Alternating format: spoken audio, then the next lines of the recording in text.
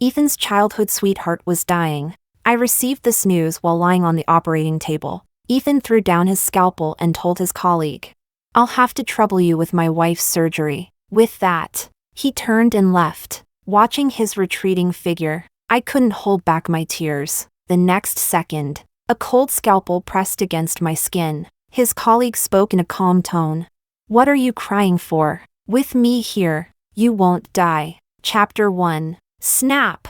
Ethan wordlessly tossed his scalpel aside. He peeled off his gloves and threw them into the trash. "I can't perform this surgery. Get Joseph." This was the 20th minute since Oriana's accident. My composed and rational husband finally showed a crack in his demeanor. He abruptly halted my surgery, turned his back to everyone, and pretended to calmly remove his surgical gear, but his slightly trembling hands betrayed him. Oriana was in trouble. He was on the verge of losing his mind with worry. If he could, he would have flown to her side that very second. "Professor Ethan, your wife's heart rate is rising. She's anxious. Are you sure you want to leave at a time like this?" A faint pain spread through my chest. I calmly told the nurse, "It's fine. Anyone can perform the surgery." The people in the operating room looked at me with sympathy. I merely smiled. The day Oriana returned, I knew my marriage with Ethan had come to an end. To ask Ethan to abandon a dying Oriana and perform surgery on me?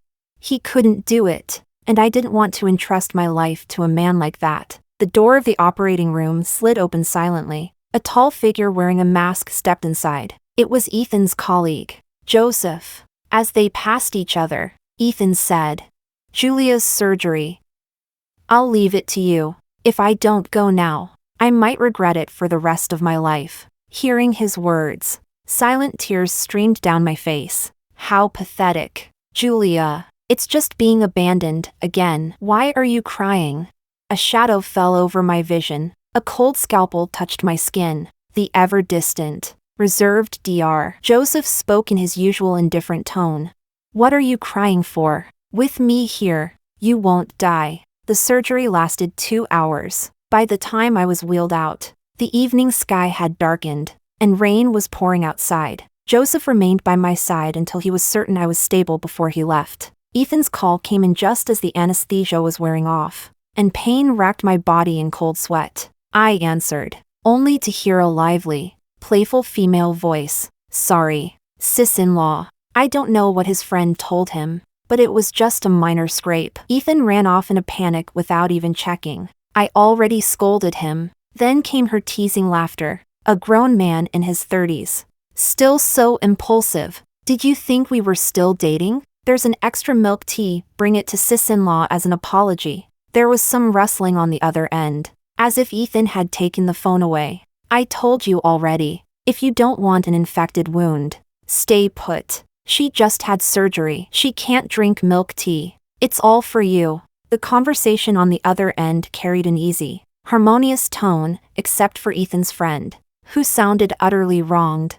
"I only said you were in a car accident." And he hung up on me in a panic. "What does that have to do with me? If you two want to be all lovey-dovey, leave me out of it." A nauseating pain suddenly spread from my wound. My chest tightened unbearably. The words I had intended to say, asking Ethan for painkillers, were swallowed back. Without a word, I hung up. The door opened, and a nurse walked in, handing me a pill with a smile. "Here, Dr. Joseph prescribed you a painkiller. Take it and get some rest." Chapter 2. Since I had to return to work, I was discharged after only 3 days. As I stepped out of the hospital, I immediately spotted Ethan's car parked outside. Instinctively, I reached for the passenger seat door. A soft gasp of surprise rang out. Only then did I notice Oriana retracting her body from the driver's seat.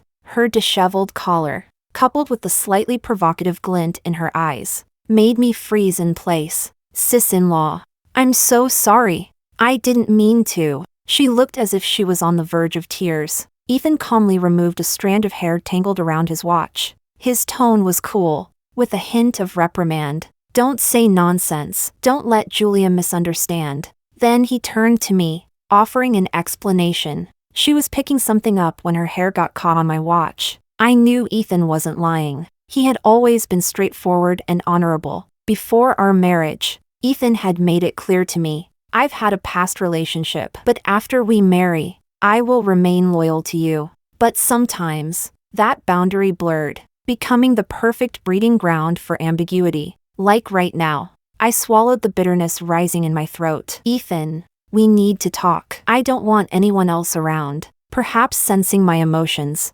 Oriana bit her lip.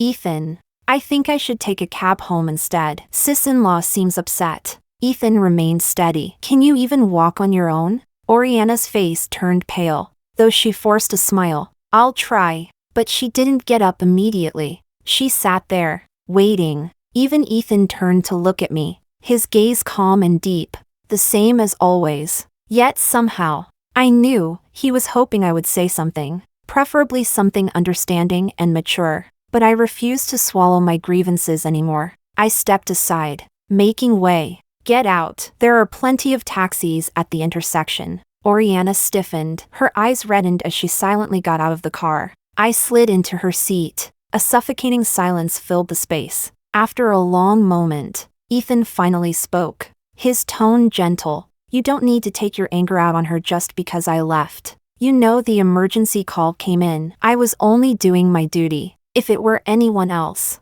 I would have left just the same. I didn't have the energy to dissect what had truly been in his heart at that moment. I was just tired. Ethan, let's get a divorce. The car screeched to a sudden halt. Everything inside tumbled to the floor. Ethan's brows furrowed slightly. Julia, what's the point of this? Because of Oriana? I endured the dull ache from my surgical wound and said, yes, because of Oriana. Just then, a sharp cry rang out from outside. A car horn blared. At the street corner, Oriana had fallen, right in the most conspicuous spot where we could see everything clearly. I stared at the crowd gathering around her and let out a mocking chuckle. Your Oriana just fell. Aren't you going to check on her? A chill radiated from Ethan's entire being. He restarted the car, his voice cold. You're already divorcing me. Why would I care about a stranger? Chapter 3. The atmosphere on the drive home was ice cold. When we arrived,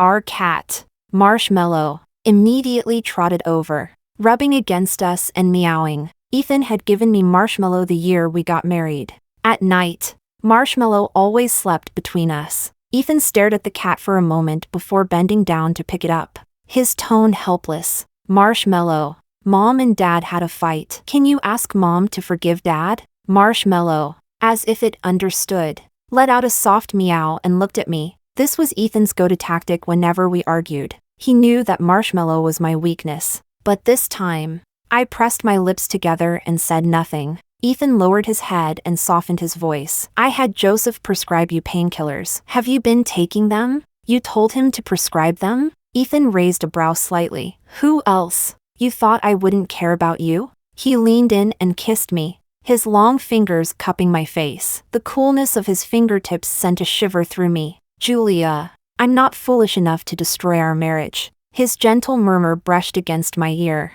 Be good. Let's not divorce. All right? No, not at all. If Oriana had come back 3 years ago, I wouldn't have minded. After all, Ethan and I met through a blind date. A scholarly family matched with a prestigious medical lineage. A perfect marriage on paper, yet emotionally distant. I was a university professor. Ethan was always busy with work. In our first year of marriage, the number of dates we had could be counted on one hand. I didn't even remember when I started liking Ethan. Maybe it was just the result of spending time together. Maybe it was that rainy night when I got into a car accident, and the driver who hit me screamed insults at me nonstop. Ethan rushed over in the pouring rain, a composed, respectable medical professor, throwing punches for my sake. With a bruised face, he wiped away my tears, his tone both exasperated and indulgent. What are you crying for? Julia, you can always rely on me.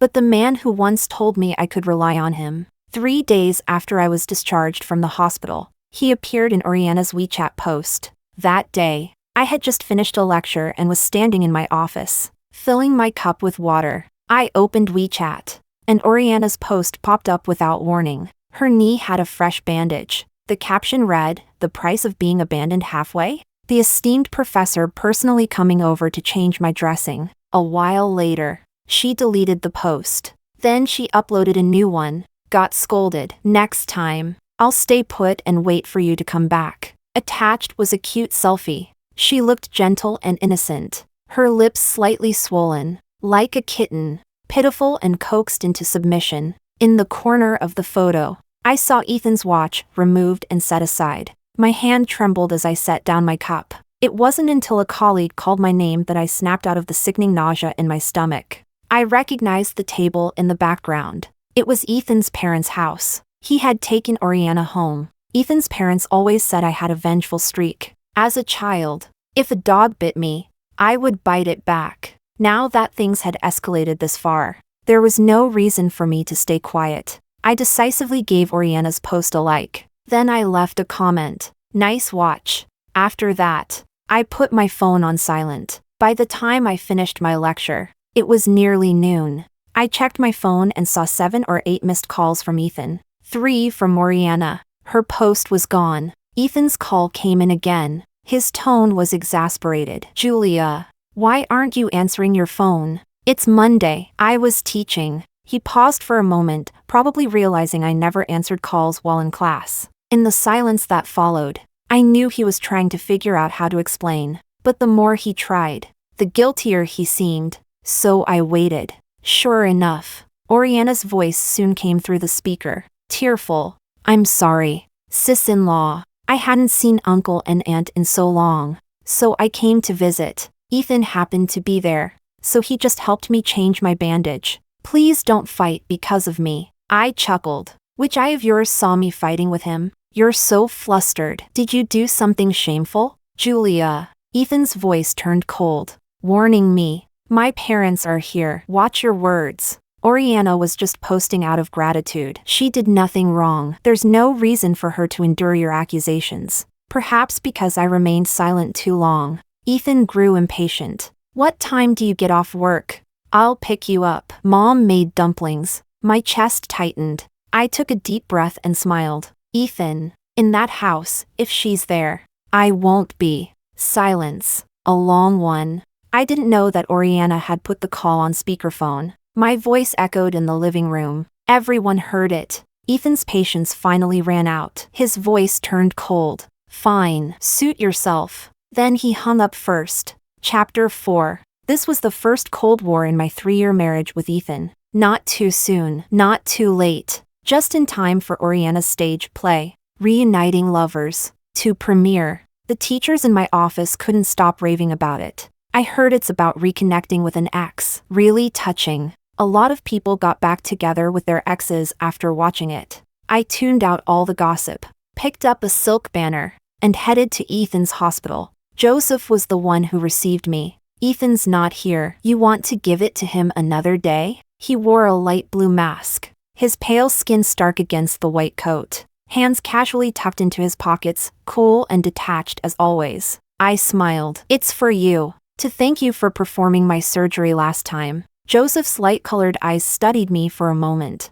He said nothing, just took the banner and hung it on the wall. I asked, Dr. Joseph, I should come to you for my stitches removal, right? If your Ethan is too busy, come to me. Ethan was definitely too busy. During our Cold War, he moved back into his parents' house. His house calls increased from twice a week to 4 times a week. But he never once contacted me. Maybe he was waiting for me to cave and come find him at the hospital. But I never did.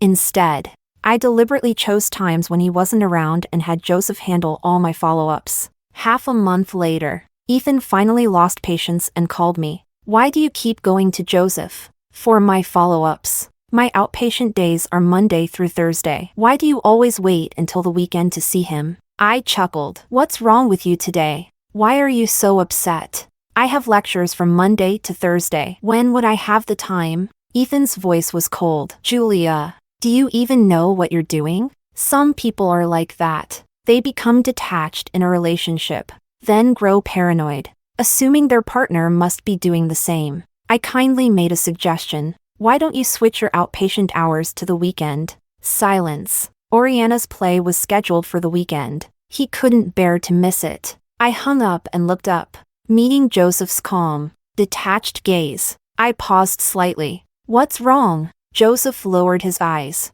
his long fingers brushing lightly over my medical records. Julia, you've had 3 prescriptions for sleeping pills this week. I can't give you any more. It's fine. I can just drink myself to sleep. Thanks for everything these past few days. Joseph watched me force a smile, then suddenly asked, "Want to drink together tonight?" What? He took off his rubber gloves and stood up. There's a department dinner. Ethan should be there too. So that's what this was. As a doctor's spouse, attending their department gatherings was nothing unusual. So I agreed and went.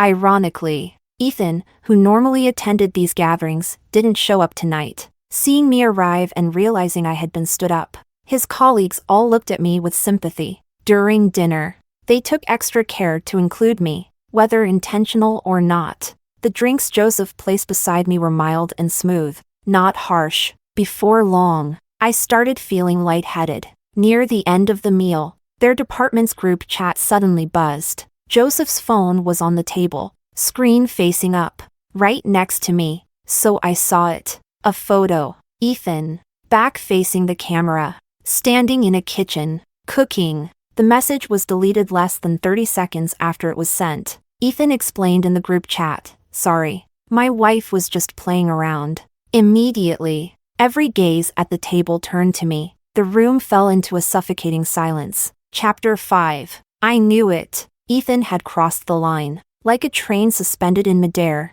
thrilled by the rush, yet never plunging into the abyss. He had merely cooked a meal for Oriana at his parents' house. I couldn't question it. Or else, I would be labeled unreasonable. But honestly, shouldn't I have seen this coming?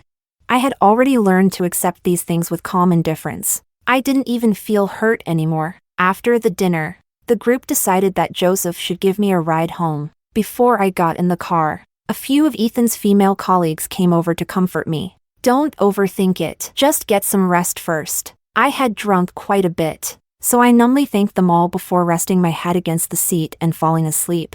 Joseph drove steadily, so steadily that when the car finally stopped downstairs, it took his voice calling my name to pull me out of my dream. At some point, my phone had slipped onto Joseph's side. Instinctively, I reached for it, and my hair got caught on his wristwatch. The situation was absurdly ironic, a ridiculous, cliché twist of fate. I let out a helpless laugh. "Sorry."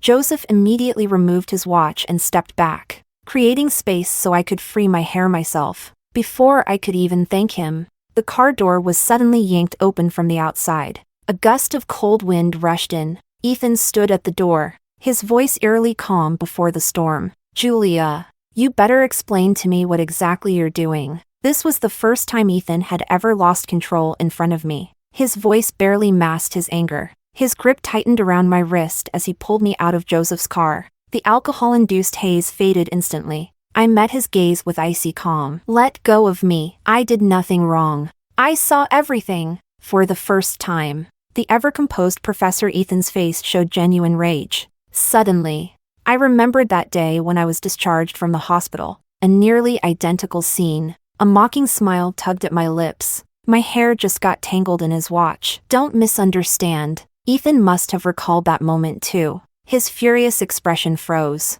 but his instinctive reaction disgusted me, because I knew, if he were truly innocent, if he had a clear conscience, he would have fought me on this. He would have stood his ground, telling me that he and Oriana were nothing, that I was being unreasonable. But Ethan didn't. He panicked. He wavered. He let go of me, standing there speechless for a long time. Because in that moment, when Oriana leaned toward him, he had thought about it. He had wanted that grand, long-awaited reunion with her. He had considered abandoning his role as a husband, pressing her against the seat, kissing her recklessly. It was only my presence that yanked him back to reality. That forced his pathetic excuse for conscience to kick in. I turned away from him and thanked Joseph calmly. "I need to talk to Ethan. Drive safely." Joseph nodded and left. The silence that followed was suffocating. I ignored Ethan and walked toward the entrance of the building.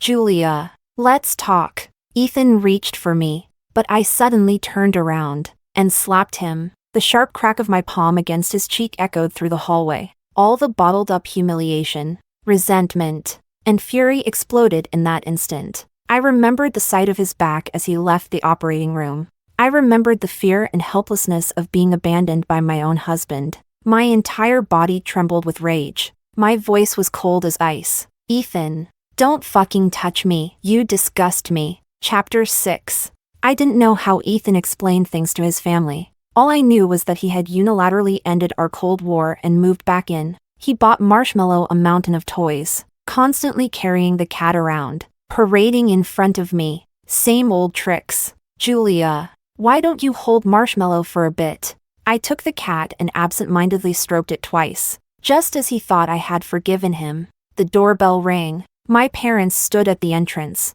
Julia, we heard you two are going on a business trip? Yeah, take Marshmallow home with you for now. When will you be back? Not sure yet. Sensing the tension in the air, my parents silently picked up Marshmallow and left. As the door closed, I turned to see Ethan's face drained of color. I casually tossed the toy he had just handed me to the floor. Think about the divorce. Marshmallow will stay with me. As for the rest, let the lawyers handle it. Only then did Ethan realize I was serious. His gentle demeanor vanished. His voice hardened. I don't agree, Julia. Oriana and I are innocent. If you don't like her, I can cut ties with her. Whatever makes you happy. I'll do it. Why was I the one being made to seem unreasonable again? I pulled out a chair and sat down. My tone light. Ethan, who cares who you like? Can't I just want a divorce because I'm done with you? The words caught in his throat. He stared at me and finally snapped. Is this because of Joseph? I took a sip of water. Ethan, don't be ridiculous. Joseph and I are innocent. If you don't like him, I can cut ties with him too. As long as you happily divorce me, I'll do whatever you want. Not even a minute had passed before I threw his own words back at him. For the first time, I saw something close to madness on Ethan's face. But I had no interest in arguing. You and Oriana are whatever you claim to be. Me and Joseph? Same thing. Pure. Innocent. Think it over. And we'll talk. A single, scathing remark sent our relationship plummeting to absolute zero. Ethan refused to agree to the divorce. We were at an impasse. But soon, he found out what it felt like to dig his own grave. Whether it was me bringing Joseph fruit. Whether it was me speaking up for Joseph in front of him.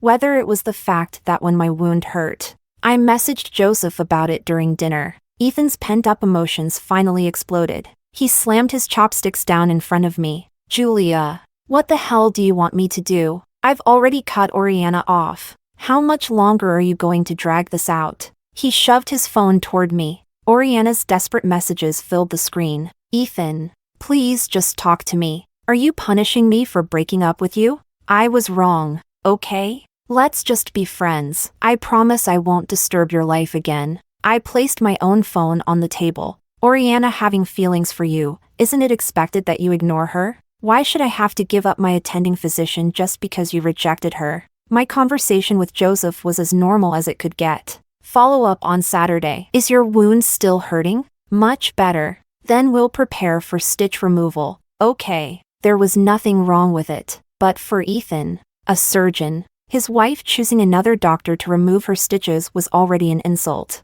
I knew exactly what he wanted to say. So I beat him to it. You weren't the one who operated on me, so don't worry about the follow-ups. I'm someone who likes to keep things consistent. Chapter 7. Ethan sat in the living room, silent for a long time. Maybe I was just too furious. But after dinner, a dull, unbearable pain settled in my lower abdomen. Without hesitation, I grabbed my coat and prepared to head to the hospital. Ethan looked up, noticing my pale face. What's wrong? I avoided his touch and opened the ride-hailing app. Ethan saw the destination marked as the hospital and grabbed his coat. It's late. You won't get a ride easily. Don't push yourself. I'll drive you. He was right. Before he could step toward me, his phone rang. Oriana's name flashed on the screen. Maybe it was pure survival instinct. But I snatched it and declined the call. Ethan, I'm not feeling well. Take me to the hospital.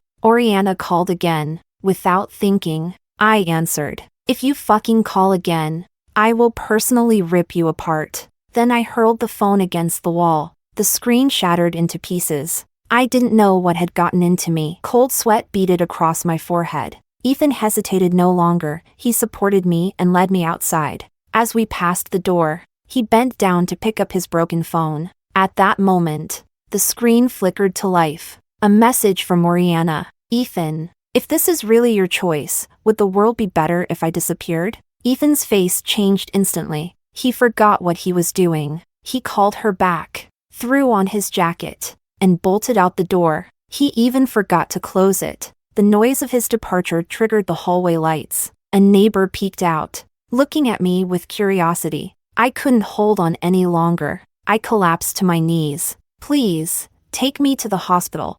I didn't know I was pregnant, or that I was about to miscarry. Joseph arrived just in time to hear the doctor say, "Do you want to keep the baby? If we don't act now, it will be hard to save it." I had already sensed it on the way here. I had already made my decision. No. Joseph stopped at the doorway. The one who stepped inside was a senior nurse from their department, a warm-hearted older woman. Thinking I had just fought with Ethan, she tried to console me while grabbing my phone to call him. "This is a serious decision. Where's Ethan? How could he not be here for something like this?" To people from her generation, a child was a decision made by both parents. I suddenly felt exhausted. At this moment, I had no strength left to stop her. The call connected instantly, but the first voice that came through was Oriana's, slightly hoarse. "Julia, sorry to let you feel victorious for so many days. Ethan is in my bed right now. Did you make him mad? He was really passionate with me just now." The nurse's face changed. She hung up immediately. By the time she tried to call back, Ethan's phone was off. I was already used to being looked at with pity. I smiled calmly. "Sorry, he cheated. I guess I've made a fool of myself. But maybe this wasn't so bad. After all, hospitals were gossip hubs. And Ethan, the ever-righteous Professor Ethan, having his scandal exposed in public?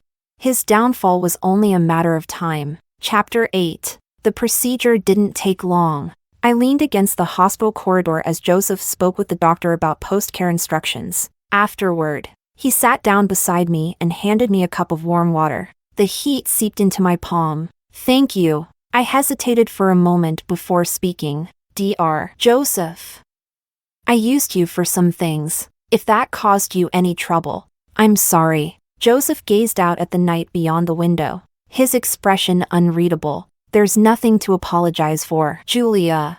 I'm not some clueless 20-year-old boy." "What?" Seeing me staring at him, he got up and said casually, "Forget it. Later, Wang Jia will come and take you to Ethan's on-call room to rest." Ethan didn't find out about the pregnancy until the next day. By the time he rushed to the hospital, I had just stepped out of the rest area. "Julia!" His voice was anxious as he hurried over, carefully cupping my face in his hands. Relief was evident in his eyes. We had a child. He must not have realized he still reeked of Oriana's perfume. I frowned slightly. "Who told you that?" "Wang Jia did." Wang Jia, the same well-meaning nurse who had called him last night. Ethan had always been selective in what he chose to hear. Oriana appeared behind him at some point, smiling sweetly, but there was something else hidden beneath it, jealousy and provocation. "Sis-in-law, I heard you were pregnant." Ethan came running to me last night. He must have lost his mind. She must have thought she was delivering some cryptic, devastating blow, enjoying every second of it. What she didn't know was that her little performance had already spread through the hospital overnight. Several people nearby exchanged glances, pulling out their phones to snap pictures and point at her, connecting the dots. Finally realizing she was the shameless homewrecker from the phone call, the atmosphere grew tense. Oriana hesitated for a moment, confused, but didn't think too much of it. I suddenly found the whole thing hilarious. Ethan frowned. "Julia, what's so funny? Did no one tell you?" "I aborted the baby." Ethan froze. "What do you mean?" Seeing the cold mockery in my expression, his face twisted. "Julia, who gave you the right to make that decision on your own?" "I'm your husband." The room fell into a strange silence. I didn't bother to hide the ridicule in my voice. "Oh, you remember you're my husband? Where were you when I called you last night?" Ethan's gaze darkened. "You called me?" "Yes." Oriana answered. She told me you were in bed with her, passionately keeping her company, and that I shouldn't interrupt. Gasps echoed through the hall. This mistress is insane, and she still dares to come to the hospital and parade in front of the wife? Ethan's entire body tensed. His hands trembled as he turned to the now terrified Oriana. Is that true? Oriana's face turned deathly pale. Only now did she realize the looks people were giving her were all wrong. Something had gone terribly wrong. She panicked, shaking her head desperately. She's lying, Ethan. She's making it up. I didn't. I calmly delivered the final blow. She didn't just say it to me. Your colleagues heard it too. I took a step closer,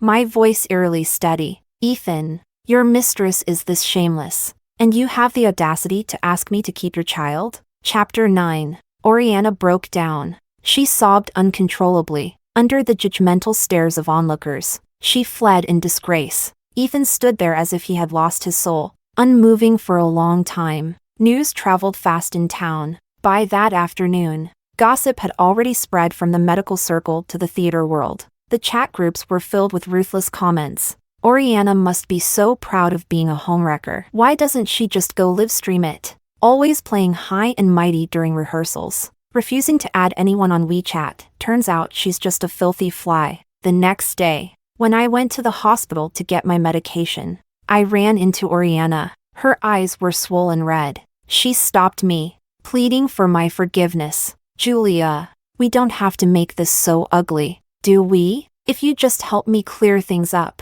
I'll leave, Ethan. Clear what up? Just pretend I never said those things, okay? Tears streamed down her face. I can't lose my job. I grabbed a fistful of her hair and spoke in a steady voice. Oriana, didn't I tell you I'd tear you apart? Dragging her by the hair, I marched straight into Ethan's office. I'll give you a choice. I have the evidence. Either you lose your job, or Ethan does. You two figure it out. But if I were you, I'd take the fall myself. 1. Because you love him so much. 2. Because if Ethan loses his job, are you planning to financially support your dear big brother? That day, through a closed door, I heard Ethan's near hysterical shouting, but my heart remained completely calm. Oriana was crying. Ethan, I was just too possessive. I just hated her. I didn't want her taking you away. We were meant to be together. Why should she? Enough. Ethan's voice was cold. You're just a mistress. Oriana stared at him in disbelief. Ethan, that's not what you said before. You love me. Why would I love you instead of my wife? Am I insane? The ridicule in his tone was sharp. Oriana crumbled. Then divorce her. Let's move away together. I'll be your wife. Forget it. Ethan's voice was distant. You've already ruined my life. I can't afford to take care of you too. See? When it didn't affect his life. A first love was a white moonlight, an untouchable memory. But the moment he lost everything, his white moonlight turned into garbage. Honestly, I had only been playing with them for my own amusement. I never intended to let either of them off the hook. After Oriana left, I walked into Ethan's office and threw the divorce papers in his face. I'm not moving out, and I don't want to see you. So don't even think about coming back to that house. Don't fight me on this. Let's not make things uglier than they need to be. Ethan sat there, pale and silent. When I got home, I threw all of his belongings out. I packed up his personal clothes and shipped them straight to Oriana. Then, just for fun, I sent her a message. Here you go. Should last you a month. Enjoy your passion.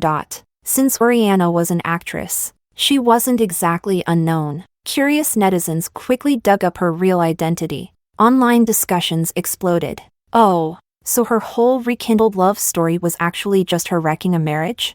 I'd kill to hear that recording where she taunted the wife. Here, let me help. At Xiaoyu Loves Life, sick version, the blogger was recording in a hospital when she accidentally caught the mistress's phone call in the background. I never expected someone had actually recorded it, and even remixed the audio. He was so passionate with me. The phrase went viral. Oriana became internet famous for all the wrong reasons. Several times, street interviews caught her by surprise. She was seen running away, humiliated and disgraced. People even started gathering outside her theater company, demanding answers. Is Miss Passion still working here? Wouldn't be right if they haven't fired her yet. A few days later, the theater released an official statement. Oriana had been terminated. After that, I never saw her again. Chapter 10. In the blink of an eye, autumn arrived. Ethan's scandal had blown up online. The hospital fired him. I took an extended leave to recover, waiting for him to sign the divorce papers. In just a month, everything had changed. The sting of betrayal still crept up on me in the dead of night. We had once shared beautiful moments, breathless kisses, heart-racing touches, and laughter that felt like it would last forever. It was precisely because of those memories that these past 3 years felt like nothing more than a dream. And when I woke up, all that remained was a raw and bleeding reality. I felt hurt, wronged, unwilling, angry. But in the end, it wasn't unbearable. Time would smooth everything over. A few nights later, Ethan called me. I was brushing Marshmallow's fur, so I put him on speaker. His voice echoed in the empty house. I thought he was going to discuss the divorce settlement,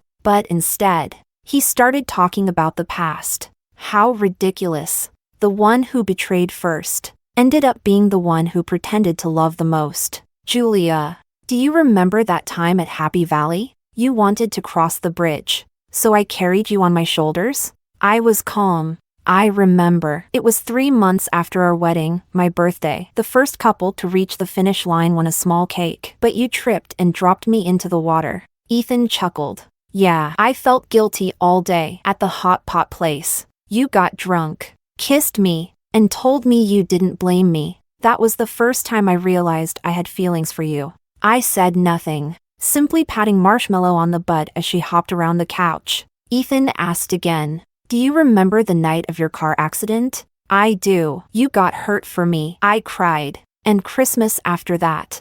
I remember. And New Year's Eve when I was stuck at the hospital. And you brought dumplings. I remember. And the sunrise at Nantang on a snowy night. The sunset by Songming Lake. I remember. Ethan fell silent for a long time. When he spoke again, his voice was hoarse. Julia, our memories, there are enough to last a lifetime. Yes, I said with a smile, enough to last a lifetime. But the moment you slept with Oriana, none of them had anything to do with you anymore. You're the one who threw everything away. You're the one who betrayed us. So you're the one who should suffer. I heard the shaky breath he let out, strained with pain. Ethan, I won't erase what we had. Because I was happy once. I was in love once. But that's all it was.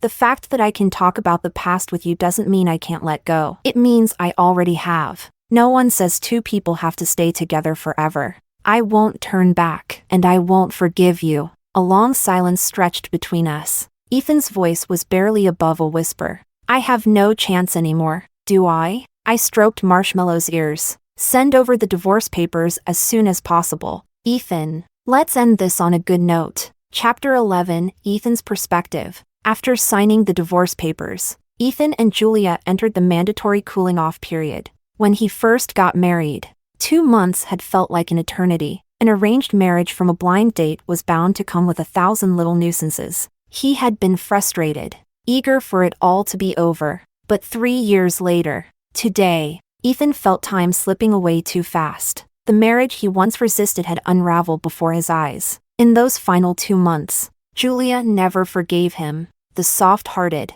gentle wife in his memories had walked away without hesitation. Ethan often felt that the month he had strayed was nothing more than a dream. His first love, once a cherished memory of his youth, had become unrecognizable. But it wasn't just Oriana who had changed. He had too. The next time Ethan saw Julia, autumn had settled in. The trees along the streets had shed their leaves. She dressed warmer than others, seemingly more sensitive to the cold. Ethan thought about the child they had lost. A dull ache spread through his chest. Wrapped in a scarf, Julia approached him, her tone neutral. Traffic was bad. Ethan glanced in the direction she had come from. Empty. His heart, which had been suspended in uncertainty, found the faintest moment of relief. But mostly, it just ached. I'm in a hurry. Let's get this over with. Julia turned and headed toward the civil affairs office. For a split second, Ethan had the urge to grab her, to pull her into his arms and say that he regretted everything. He wanted to tell her that Oriana had been nothing but a stubborn obsession from his youth, that the one he truly loved was her. But just as quickly as the thought came, it disappeared. Julia had warned him, if he tried to contest the divorce, she wouldn't be merciful. His parents were aging. He was unemployed in his 40s, facing the reality of moving far away for work. If he took that job, he might never have the chance to return. His parents had already lost face because of him. They had fallen ill and still hadn't recovered. He couldn't afford to lose the last shred of dignity he had left. There weren't many people divorcing that day. The entire process went by in a blur. When he held the divorce certificate in his hands, it felt impossibly heavy, like it was crushing the air from his lungs. Julia stood before him, bathed in the golden light of the autumn sun. The angle of the sun cast a sharp dividing line between them. Light on her side, shadow on his. Ethan stood in the cold shade, staring at her. "What are your plans now?" Julia's voice was distant. "Nothing special. Just work and live as usual." Her hair was tousled by the wind. Instinctively, Ethan reached out to smooth it down, but before his fingers could make contact, Julia turned her head toward the street. Her hair slipped right past his fingertips. A black car had pulled up at the street corner. Julia walked toward it in a hurry, not even sparing him a moment for a proper goodbye. Ethan fixated on the hands gripping the steering wheel for a long time. His mind was a mess, but he didn't dare step forward. He was afraid that if he got close, he would see Joseph sitting in the driver's seat, or worse, another man entirely. So he just stood there, staring at those hands without blinking. The autumn wind stung his eyes. The car drove away. Ethan never got a clear look. Ethan left his hometown and didn't return for 3 years. On New Year's Eve, he sat in a cold hospital duty room. Outside, the howling winter wind couldn't drown out the warmth of fireworks and the laughter of families celebrating together. Once again, he hadn't gone home for the holidays. His parents were still disappointed in him. Most of his friends had cut ties with him after what happened. Ethan had truly become alone. And so, on that lonely New Year's Eve, the memory of Julia, braving the snow to bring him dumplings all those years ago, became an unreachable dream. Just after midnight, messages flooded in with New Year's greetings. Then, a particular notification popped up. "Did you know Julia got married?" Ethan stared at the message, sat motionless for a long time. His hands trembled.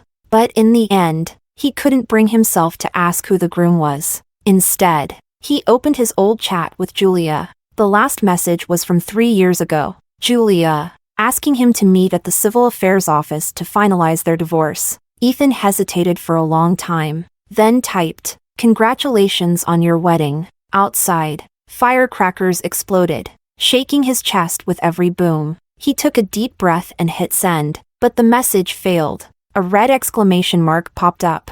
At that moment, the firecrackers stopped. The world fell into complete silence. Just like his heart, withered and desolate,